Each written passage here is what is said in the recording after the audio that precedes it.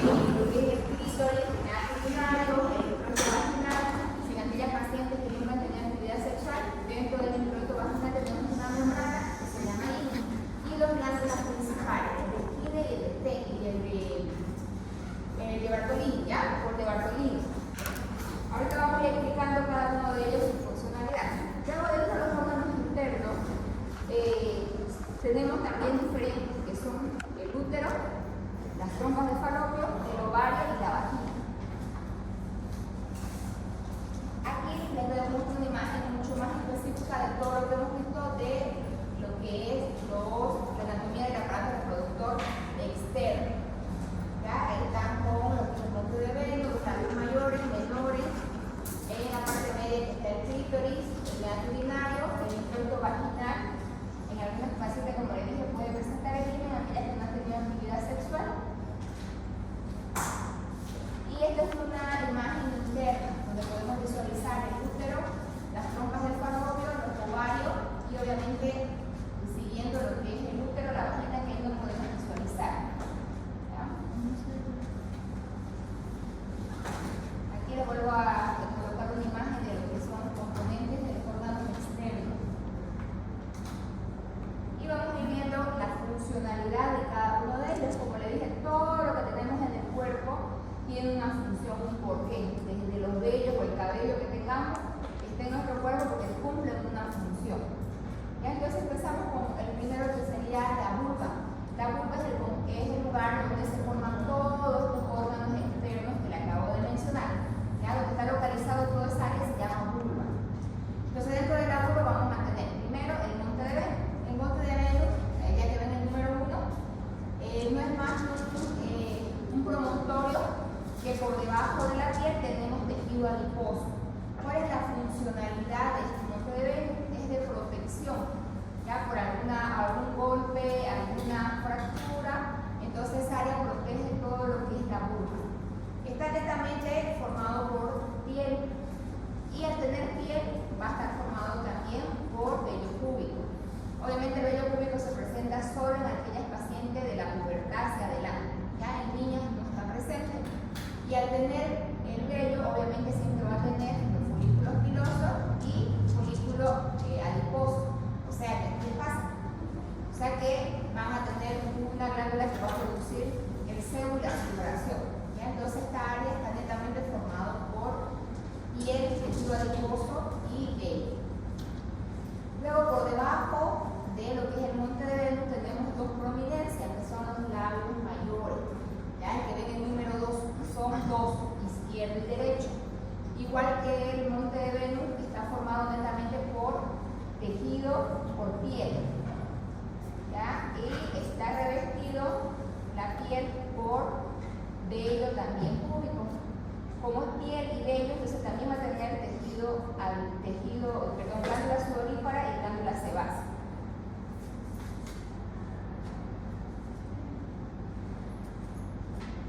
Luego tenemos por dentro de lo que es los labios mayores, tenemos los labios menores, como ven el número 3, ya que son dos repliegues igual, izquierdo y derecho. A diferencia de los labios mayores, estos no tienen tejido adiposo, no tienen piel, ya son netamente mucosas.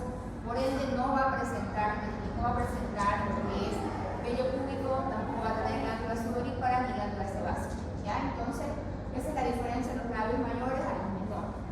Estos labios menores, como su propio nombre lo indica, son mucho más pequeños, son netamente de mucosa, y en la parte superior empiezan a formarse cubriendo a lo que es el clítoris.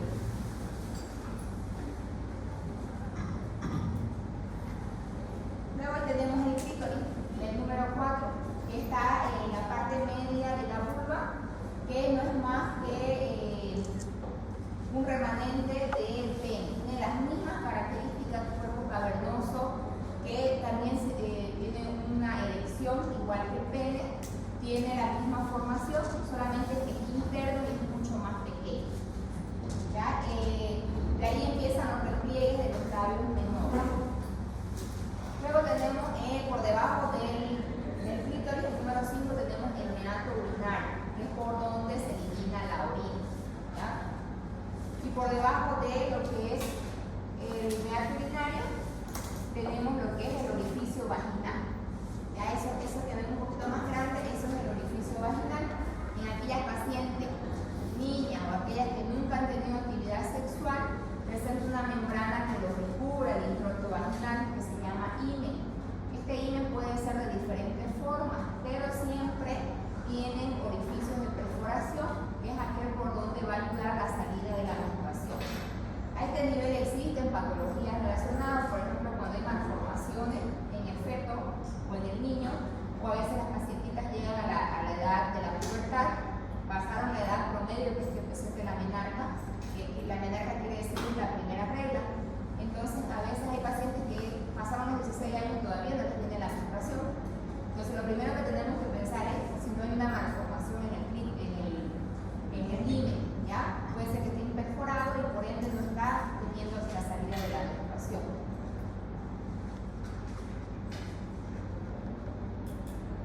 Y tenemos dos glándulas, ¿ya? La de Purkinje y la de Bartolini. Son dos glándulas principales, ¿por qué? Porque van a producir lo que segregan un líquido especial para que para lubricar el área, ¿ya? Para lubricar lo que es los labios y la vagina.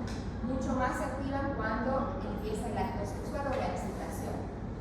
En estas glándulas también existen patologías de nivel, sobre todo en la de Bartolino. Van a tener muchos pacientes ustedes cuando sean médicos en consulta, que es los famosos abscesos de Bartolino o lo que es la bartolinitis, ya que son dos lesiones en la misma glándula pero de diferente origen. La bartolinitis no es más que la inflamación de la glándula. A veces se taponean por alguna razón y tienden a inflamarse.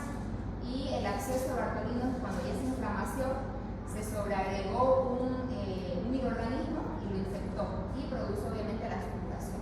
Entonces son patologías muy frecuentes en ginecología y entonces por eso es necesario conocerlo la glándula para que sepamos de dónde viene el origen de esos procesos inflamatorios o infecciosos.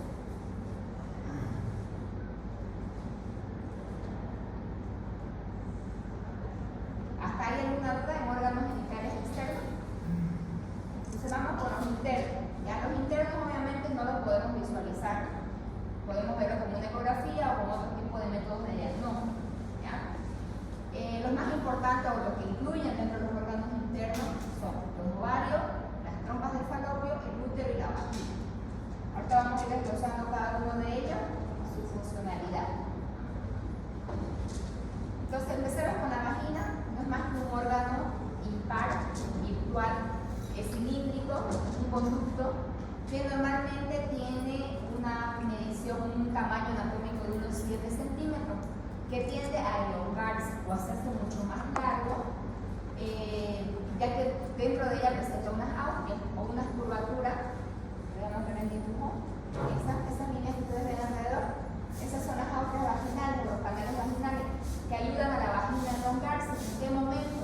Cuando hay el acto sexual y hacen una penetración para que no haya desgarro, para ayudar a evitar desgarro, o al momento del parto, ¿ya? Para que la vagina pueda extenderse y así el bebé pueda pasar con facilidad y no haya también lo que son laceraciones o desgarros de nivel. Obviamente el tamaño va a depender mucho también de la genética de las pacientes. En aquellas pacientes de raza negra son un poquito más elásticas y mucho más grandes, ¿ya? Que la raza blanca. Las relaciones anatómicas. Ya la vagina está relacionada, este dibujito, ya está relacionada anteriormente con la vejiga, posteriormente con el recto.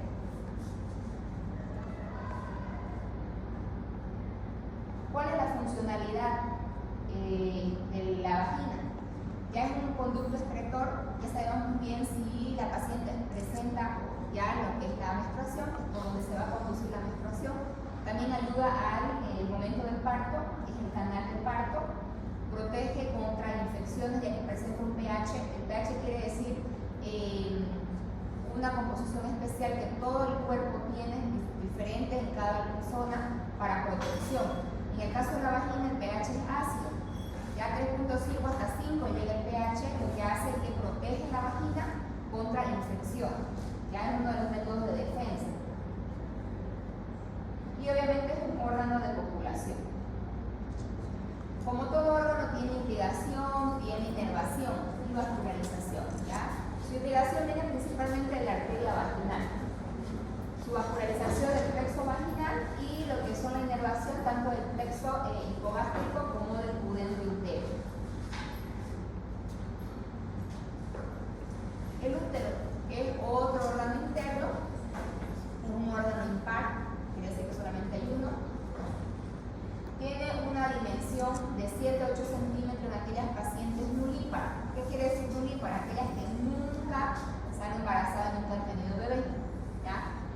aquellas pacientes que ya se han embarazado, o aquellas pacientes que ya han tenido bebé, el útero tiende a crecer un poquito más, hasta 10 centímetros. Casi toda la parte profunda de la pelvis, o sea, en la parte media. Generalmente, ¿cuál es su posición? Anteverso-flexión. ¿Qué quiere decir anteverso-flexión? Que está un poquito doblado hacia adelante. ¿Ya? Ahora tenemos un dibujo. Y su funcionalidad es un receptáculo del óvulo después de la fecundación. Principalmente esa es la función del útero, recepcionar al óvulo fecundado para que ahí se forme o crezca el nuevo ser. Aquí les muestro la imagen. Veis que el útero es el rosado. Ven que está doblado un poquito hacia adelante. Eso quiere decir anteverso-flexión, doblado hacia adelante. ¿Por qué es importante conocer esa posición? Porque hay muchas pacientes que lo pueden tener el útero hacia atrás, que se llama retroflexión. Y en aquellas pacientes que lo tienen en esa posición no es normal o no es fisiológico y puede presentar muchas molestias o muchos dolores cólicos durante la menstruación o inclusive durante el acto sexual. También hay pacientes que vienen a la consulta y me refieren que tienen dispareunia. Dispareunia quiere decir dolor a la actividad sexual. Y muchas veces por esto, que a veces el útero no está en su posición normal, entonces lo lastima y por ende va a haber molestias y presenta dolor. Relaciones anatómicas. Como lo ven en el dibujo, en la parte anterior está más relacionado con la vejiga, la parte posterior con los intestinos y con el recto, la parte inferior está con lo que es la vagina y la parte superior con los demás intestinos. ¿Por qué es importante conocer sus relaciones? Porque muchas veces pueden haber alteraciones en este nivel. Por ejemplo, cuando mi paciente está embarazada, ha tenido un parto complicado, pueden haber desgarros y puede haber una comunicación del útero con la vejiga o comunicación de la vagina también con la vejiga o con el recto. Entonces mi paciente va a orinar por la vagina o va a defecar por la vagina.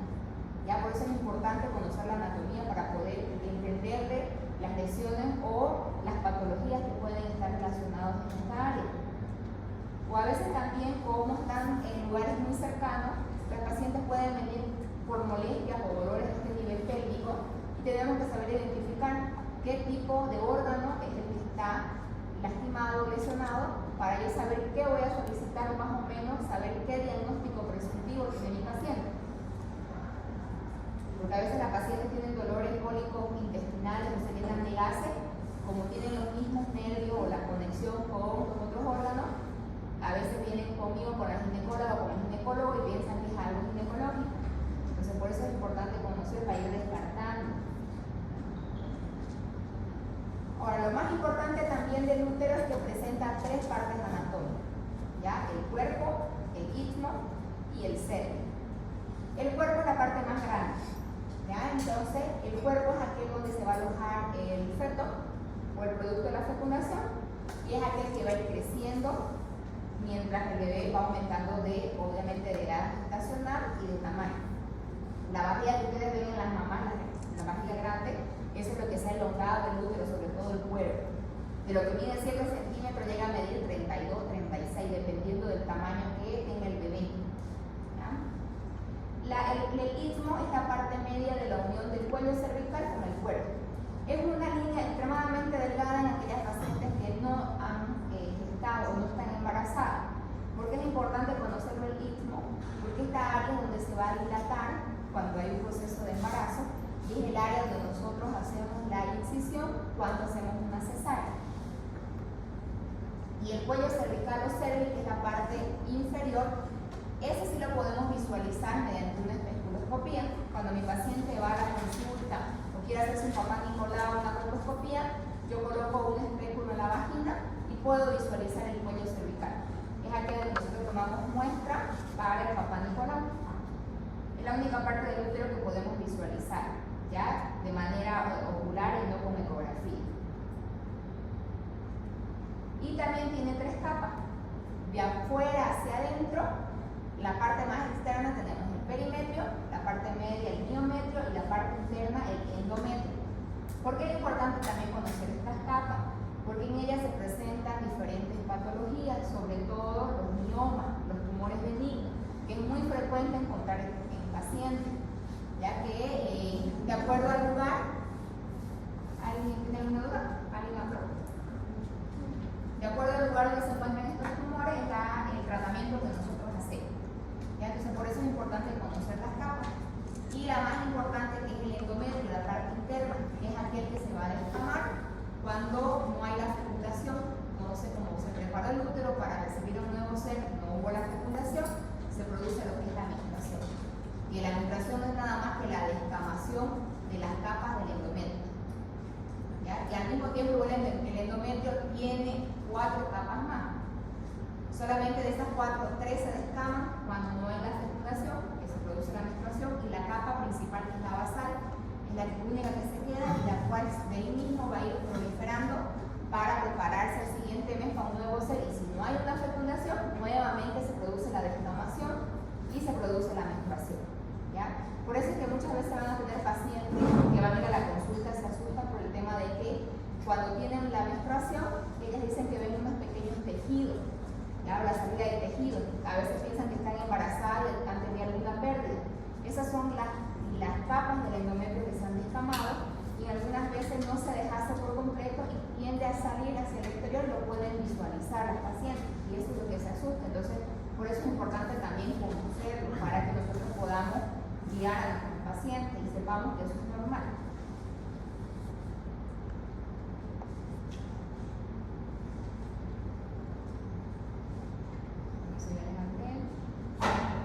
Ya, y también el útero tiene unos ligamentos.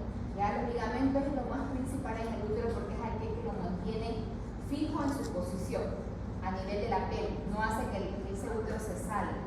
Ya, mayormente estos ligamentos son los ligamentos cardinales de McEnroe, los ligamentos útero-sacro, el redondo y el ancho. Ya, todas esas líneas que van saliendo del útero, esos son los ligamentos, ya, que van a mantener al útero en su posición normal. A veces, porque la paciente ha tenido muchos embarazos, muchos partos vaginales, realiza actividad física con mucho peso, no se fajan, o a veces son muy gorditas, estos ligamentos tienden a elongarse, a estirarse, o por el pasar de los años, la paciente no realizaba actividad física y tiende a estirarse. ¿Ya? Entonces, ¿qué pasa cuando sucede esto? El útero tiende a caer por la bipedestación de las personas, tiende a descenderse y puede haber un histerocele o salida del útero por vagina. Lo mismo sucede con la vejiga también, que se llama cistocele. El útero es irrigado por una arteria principal, la arteria uterina, ya que la arteria uterina, que es rama hipogástrica, va a venir alrededor del útero. ¿Por qué es importante conocer esa arteria? Porque si esa arteria se rompe por algún proceso, ya sea que durante el embarazo hubo una hiperdinamia, el útero se contrajo muy seguido, se rompió, puede haber alteraciones en las arterias, el paciente se puede morir de un shock hipovolémico, una hemorragia interna, o durante el parto también pasa lo mismo, o una cesárea. ¿Ya? Entonces, por eso es importante esta arteria, porque es la principal, la que irriga casi todo el útero y en algunas regiones de lo que es la vagina. Igual tiene su vascularización y su inervación, que viene del sistema simpático y parasimpático, que son el plexo hipogástrico y del pelo. Luego tenemos otro órgano interno, que son las trompas de Falopio. Estas trompas son órganos partos, son dos, ¿ya? A ambos extremos, izquierdo y derecho. Tiene un tamaño de más o menos 10 a 12 centímetros. ¿Cuál es la principal función? ¿Cuál es la principal función de las trompas? Son conductos huecos que van a ayudar al paso del óvulo para que el espermatozoide se hace la fecundación en la parte de la ampolla de las trompas, y de ahí en el quinto y séptimo día que ya está fecundado, recién esa módula viaja hacia el útero. Existen también patologías a este nivel, por ejemplo, lo más común, las enfermedades inflamatorias pélvicas, o comúnmente llamada EPI. Si ocurren muchas enfermedades, muchas EPI, que mayormente se producen ya sea por infecciones vaginales, por Gardnerella, trichomonas, candidiasis, que no fueron curadas, fueron mal curadas o son muy recurrentes, o una enfermedad de transmisión sexual, por ejemplo la gonorrea, tienden a lesionar estas trompas. Y es más frecuente que mi paciente tenga infertilidad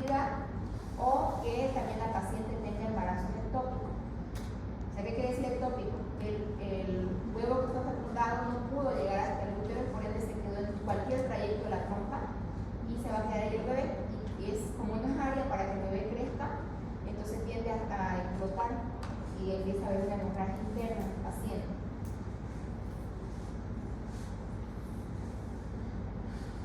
Anatómicamente tiene igual parte, que es intramural, que es la que está dentro de los cuernos del útero.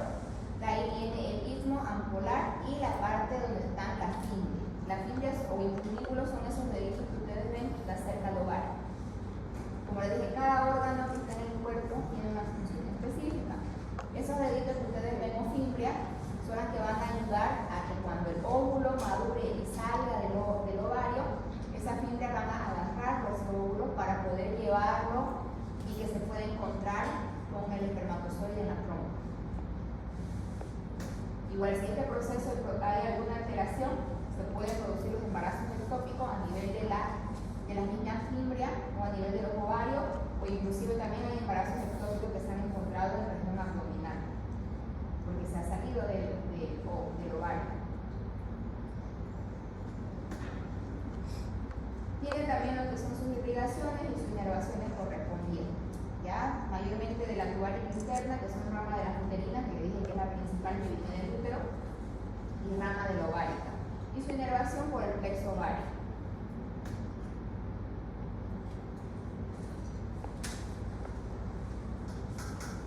Luego otro órgano son los ovarios.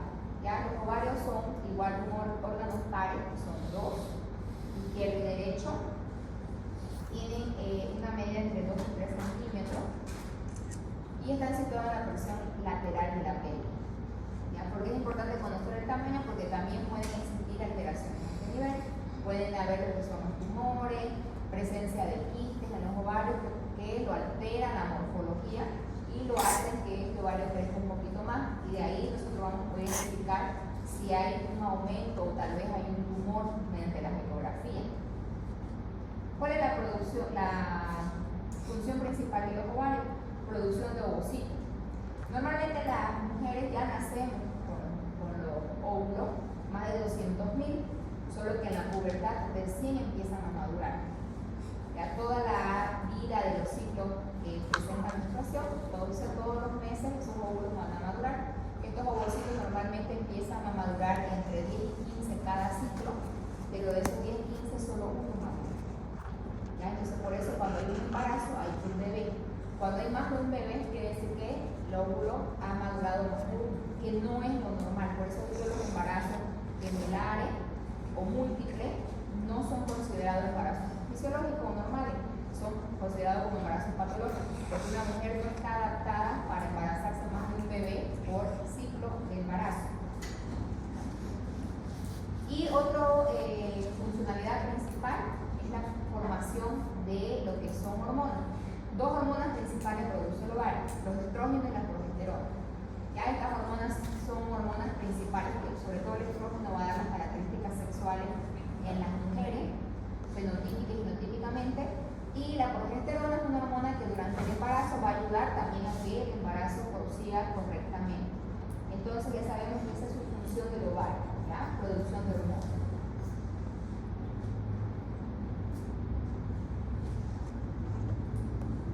Anatómicamente igual tiene su corteza, tiene su médula, el ovario y lo ven mucho mejor cómo están los ovocitos, han ido madurando y el más grande es el que va a explotar en el momento de que se produce la ovulación, que fisiológicamente o teóricamente se produce en el día 14 del ciclo menstrual en mujeres que son sus ciclos normales, que estamos hablando entre 28 y 30 días, que son los normales. En aquellas pacientes que no son regulables sus menstruaciones, no se puede calcular la fecundación.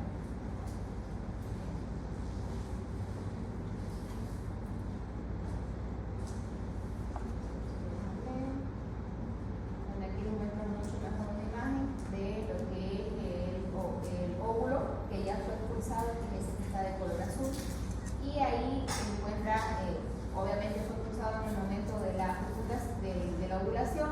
Hubo un acto sexual, entraron los espermatozoides y entonces ya los espermatozoides luchan para poder ingresar a ese óvulo para poder ser fecundado, del cual solamente uno va a poder penetrar la corona radiada para que pueda formarse un nuevo producto, un nuevo ser.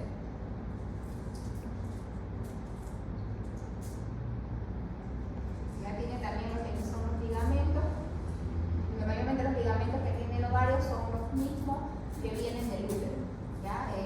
ligamento ancho, que viene de la parte posterior del útero, el suspensorio y el útero ovárico, que es una elongación también del útero. La irrigación viene de lo que es la arteria ovárica, una rama de la aorta, y inervada por el plexo ovárico. ¿Hasta ahí alguna duda? Y por último, el ciclo menstrual, que es muy importante conocerlo para poder comprender ciertas patologías que se producen por esto, o también para que yo pueda enseñarle a mi paciente lo que son métodos de planificación familiar o métodos anticonceptivos.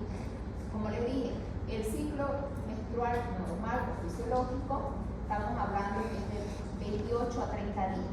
Ese es un ciclo menstrual normal en una paciente normal. ¿Ya? ¿Cuántos días debe durar la menstruación? Lo normal es que dure de 2 a 10 días. Va a depender mucho, obviamente, de cada paciente. La cantidad del sangrado en ese tiempo, 30 a 50 ml en todos esos días del ciclo menstrual. ¿Por qué es importante conocer todo esto? Porque existen también alteraciones.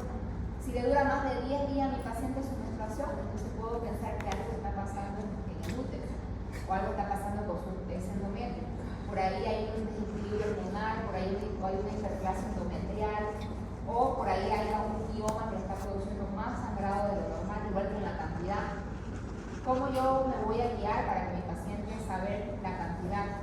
Porque no vamos a medir lo que por ml. Pues la paciente no le voy a dar que lo vaya a medir en un ratito, sino más o menos nosotros nos podemos guiar por la cantidad de toallas femeninas que usa la paciente durante el ciclo menstrual, o qué tipos de toallas. Muchas veces no sé si han escuchado ustedes que dice la paciente: yo tengo que utilizar nocturnas todos los días.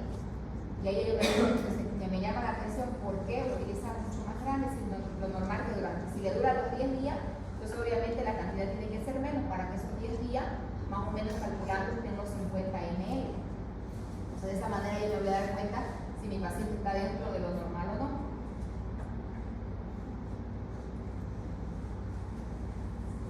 La ovulación.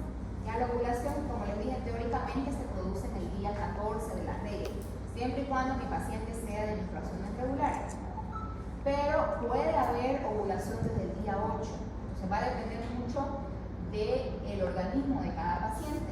Por eso es que cuando una paciente viene y me dice: quiero utilizar un método de planificación familiar, pero no quiero nada de hormonas, quiero los naturales. Dentro de ellos está el calendario, que es guiarse mediante la regla o la menstruación. Entonces yo tengo que conocer para poder explicarle a la paciente. Entonces, ¿cómo le explicamos? Si mi paciente es una paciente con menstruaciones dentro de lo normal, los 28 y 30 días que corresponde, le viene todos los meses en esa fecha, entonces yo en ella puedo utilizar este método. Sin embargo, aquellas pacientes que son irregulares, que un mes le viene, otro mes no, le viene cada 30 días, cada 40 días, no puedo utilizar este método, porque no puedo calcular en qué momento va a ovular o no. Si es una paciente regular, entonces, ¿cómo le voy a explicar? Desde el primer día que le baja su regla hasta el día 9, ella puede tener actividad sexual, hasta el día 10, actividad sexual sin protección. ¿Por qué? Porque todavía no va a haber ovulación. A partir del día 11 al día 20 son los días peligrosos. No puede tener actividad sexual. ¿Por qué? Porque puede haber ovulación en cualquier momento. Además que el espermatozoide vive 72 horas en cavidad vaginal. Entonces puede ser que mi paciente me diga: bueno, yo ovulé en el día 14, pero recién tuve actividad sexual en el día 17. O tuve en el día 12 o 11, el primer día pasando ya el peligro, pero el espermatozoide puede sobrevivir a 72 horas y encontrarse con un óvulo cuando ya ovuló. Entonces, por eso es que nosotros recomendamos que durante los 10 días, desde el día 11 al día 20, son los días de peligro. Ya no tener actividad sexual, o si tiene, con preservativo, con protección. Ya desde el día 21 hasta que venga nuevamente la regla, puede tener actividad sexual. Pero este método no es 100% seguro. Ya, porque la paciente puede equivocarse, puede olvidarse y obviamente va a embarazarse con mayor facilidad. Y como les dije, no lo pueden utilizar pacientes que tienen irregularidades en su menstruación. La glándula mamaria también forma parte del órgano femenino. Las glándulas mamarias son dos, que se encuentran localizadas en la parte anterior del tórax. Obviamente el tamaño va a depender mucho de la genética de la paciente y de la raza. Pero está formado netamente por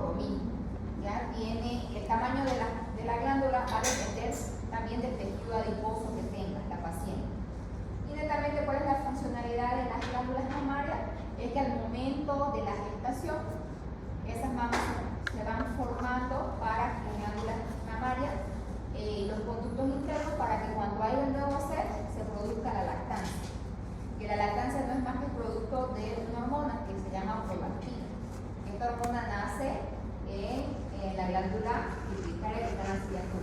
¿Ves? En la glándula la anterior y la posterior tenemos. Esta se forma en la parte anterior. También existen en aquellas pacientes que no han tenido embarazo, que no están embarazadas o que no están dando de lactar, producción de prolactina. Ya van a tener pacientes que van a ir y van a decir, doctora, me sale leche por los pezones y no tengo bebé, no estoy dando de lactar nada. Entonces ya yo sé que se forma. ¿Por qué se forma la leche? Por la prolactina. Entonces puede ser que esté teniendo una alteración de esta hormona, o puede ser también que esté teniendo un tumor a nivel cerebral donde se forma esta hormona en la glándula que esté produciendo alteraciones en la misma.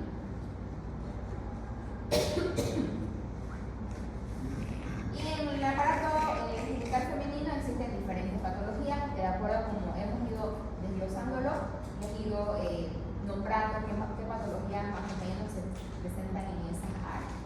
¿Ya? Con esto vamos a ir recordando, y cuando veamos patología, ya ustedes se van a dar cuenta, como ya sabemos lo normal, entonces vamos a poder identificar mucho más fácil lo patológico y hacer un diagnóstico más oportuno y más rápido. Entre otras que no le he nombrado, bueno, las más comunes, como les dije, son las inflamaciones o las EPI, que van a producir alteraciones, sobre todo más riesgo de producir infertilidad en los pacientes y embarazos ectópicos. Lo que son las infecciones vaginales, que también son las mujeres, candidiasis, gardnerella, trichomonas, o las infecciones de transmisión sexual, las ETS, sobre todo las gonorreas. También lo que son las endometriosis, ya que no es más que endometriosis, no es más que el tejido endometrial o el endometrio que se encuentra dentro del útero, que ese es su lugar normal.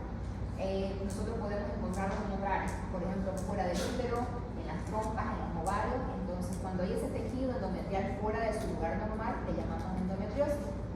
Y la paciente presenta muchos cólicos menstruales durante su menstruación. ¿Por qué? Porque este tejido, al momento que va a menstruar, que lo normal es en el endometrio, todas las áreas donde haya endometrio fuera de su lugar también van a sangrar, y por ende van a producir mucho más molestias en la paciente, mucho más dolor, y también van a evitar que mi paciente pueda embarazarse con facilidad. Luego existen los quistes de ovario, que es lo más común, sobre todo en pacientes adolescentes o pacientes jóvenes antes de los 35 años. Es muy común encontrar quistes de ovario, ya que esto es igual una de las principales patologías que producen alteraciones menstruales, o que mi paciente quiere quedar embarazada y no puede. O los tumores también a este nivel. Y lo que son los cánceres de ovario. No son muy frecuentes los cánceres de ovario, pero cuando se presentan son muy invasivos. ¿Tienen alguna duda? Bueno, creo que se les ha quedado bien. ¿Me prenden la luz, por favor? Voy a pasar un examen que siempre se da en aquellos estudiantes en el primer día de clase, para ver cómo están en conocimiento de la materia. No tiene puntaje, no va con su nombre, solamente para poder saber que ustedes estén, cómo van en la materia. Se los voy a